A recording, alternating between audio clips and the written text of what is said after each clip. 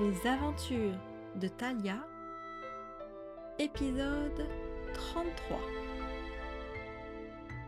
Thalia devrait se sentir en sécurité et détendue après toutes ces aventures, d'être ainsi accueillie par une dame généreuse. Mais de tout le repas dans la très belle maison de Pétulia, Thalia n'a pas pu se défaire d'un mauvais pressentiment. Certes, leur hôtesse leur a offert un magnifique festin et a ordonné à son gnome de leur préparer la chambre la plus confortable. Mais quelque chose semble sonner faux. Son sourire est-il sincère? Pourquoi Katamimi a-t-il l'air de s'en méfier ainsi? Pétulia a l'air de beaucoup s'intéresser au collier représentant un aigle, celui qui était gardé par un ours dans la grotte. C'est vrai que le bijou est intrigant. Sa curiosité est peut-être innocente? Thalia se fait-elle des idées absurdes? Le soir, les estomacs bien remplis, Agnès et elle se couchent dans les lits les plus moelleux qu'elles aient jamais connus. La fillette s'endort rapidement, elle semblait exténuée, mais Thalia, malgré sa fatigue, garde les yeux ouverts. Elle n'entend que le silence autour d'elle. Les ivrognes de l'auberge ont arrêté de chanter. Il n'y a même pas de bruit d'oiseaux nocturnes, ni même de chiens aboyant dans le lointain. Mais impossible de se laisser aller dans le sommeil. Finalement, elle n'y tient plus. Elle soulève Agnès dans ses bras en lui murmurant « Continue de dormir, je te change juste de lit. » Elle emmène alors la fillette dans une autre chambre du couloir, l'installe dans un lit et lui chuchote « Quoi que tu entendes, reste dans cette chambre.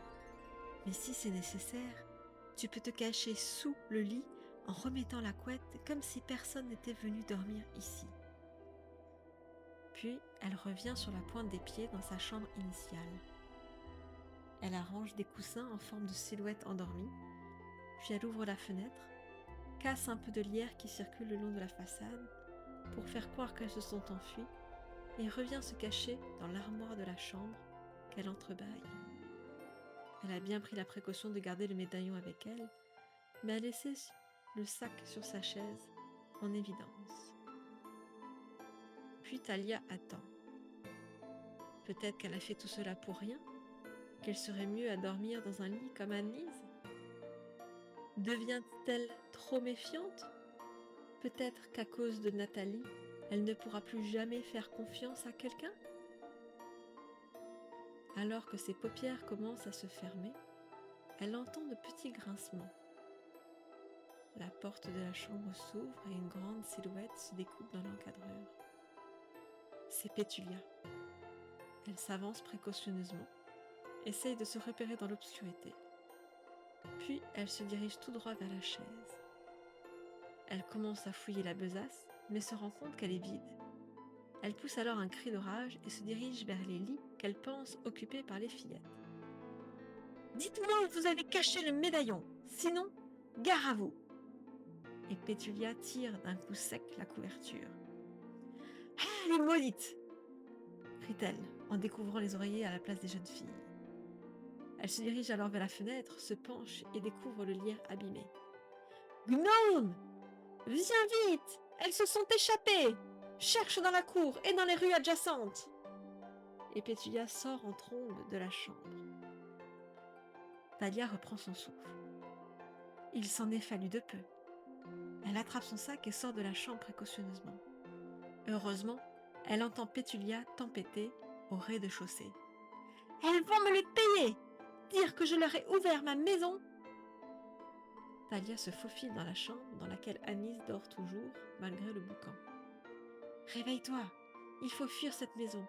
Pétulia n'est pas la gentille femme qu'elle a voulu nous faire croire. » Les yeux encore ensommeillés, la fillette se lève et suit docilement Thalia dans l'escalier. Elles ne peuvent pas sortir dans la cour maintenant, car Pétulia et le gnome les cherchent à l'extérieur. La jeune fille pousse alors une porte du rez-de-chaussée et elles arrivent dans une salle très étrange. Des teintures rouges sont disséminées dans la pièce et cachent en partie des étagères sur lesquelles s'alignent des bocaux variés contenant de drôles de choses.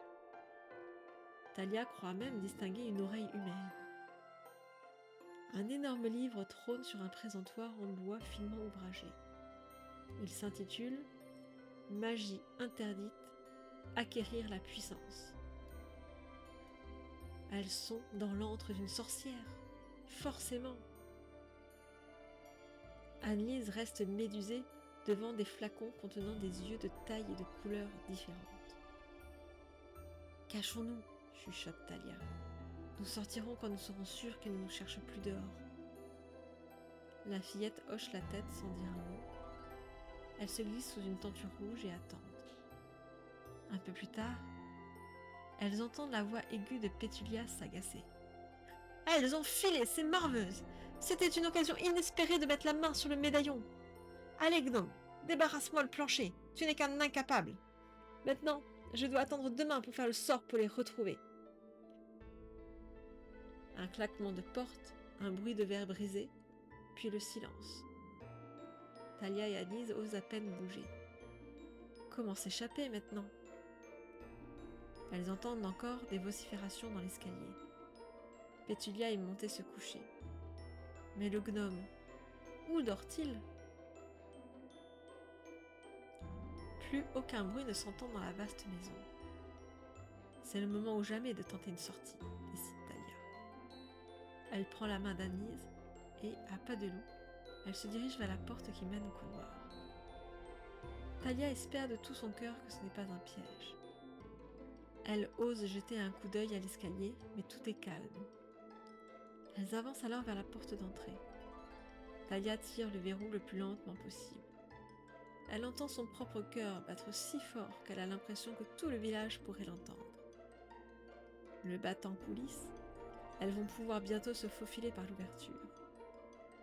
Un petit bruit se fait entendre sous l'escalier.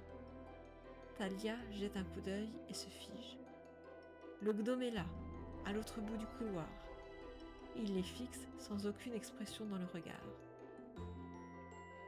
Thalia se dépêche d'ouvrir la porte et pousse Annelise dehors.